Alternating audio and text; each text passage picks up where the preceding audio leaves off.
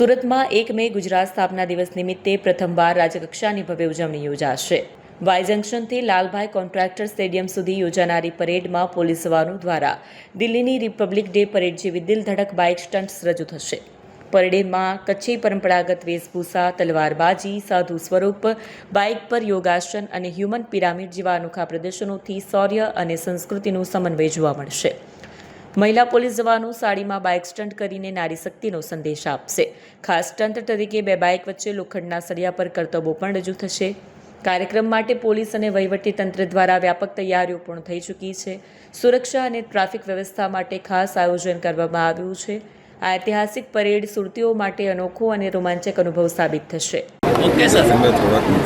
પહેલી મે ગુજરાતના સ્થાપના દિવસ હોય છે।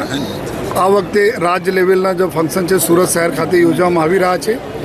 એના જ ભાગરૂપે આજથી 29 એપ્રિલથી લઈને 1 મે તક સવારે 10:30 વાગ્યાથી લઈને રાત્રે 10:30 વાગ્યા તક ઇન્ડોર સ્ટેડિયમ અઠવા ખાતે એક ગુજરાત પોલીસ દ્વારા આપણે ગુજરાતના સુરક્ષા અને ગુજરાતના પ્રજાજનોની સુરક્ષા માટે લેવાતા ઉપયોગમાં લેવાતા તમામ એવા ઇક્વિપમેન્ટ્સ, હથિયારના ખૂબ સરસ અહીંયા પ્રદર્શની રાખવામાં આવેલી છે। જો આ 3 દિવસની પ્રદર્શની છે તો મારી એક રિક્વેસ્ટ છે બધા સુરતના નગરજનો છે કે આપ આપના સપરિવાર અહીંયા પધારો, બાળકોને લઈને આવો અને આ બધા પ્રદર્શનીના જો લાભ લો। જોઈએ માનનીય મુખ્યમંત્રી શ્રી, માનનીય ડિપ્ટી સીએમ સાહેબને બી એક એવા અપીલ છે જોઈએ કે અમારા વધુમાં વધુ લોકો આવે અને આ જાણે કે એની સુરક્ષા માટે જો એના પોલીસ બળ જો તૈનાત છે એના કઈ પ્રકારના ઇક્વિપમેન્ટ્સ હોય છે। અહીંયા ચેતક કમાન્ડો જો આપણા એન્ટી ટેરર ફોર્સ છે જો આના ઇક્વિપમેન્ટ્સ છે। અહીંયા મરીન ટાસ્ક ફોર્સ જો 1600 કિલોમીટર તો વધુ આપણા દરિયાકાંઠા છે, અમારી કોસ્ટ લાઇન છે, એની સુરક્ષા માટે મરીન ટાસ્ક ફોર્સના જો વેપન્સ છે।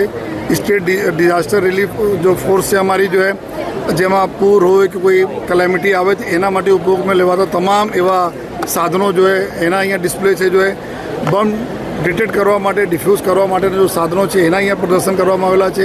સાયબર ક્રાઇમ હોય, ટ્રાફિકની વ્યવસ્થા, તમામ પ્રકારના અહીંયા ગુજરાત પોલીસ જો વાપરે છે આ બધા ઇક્વિપમેન્ટના એવા મોકા બી લોકોને બહુ ઓછા મળે છે।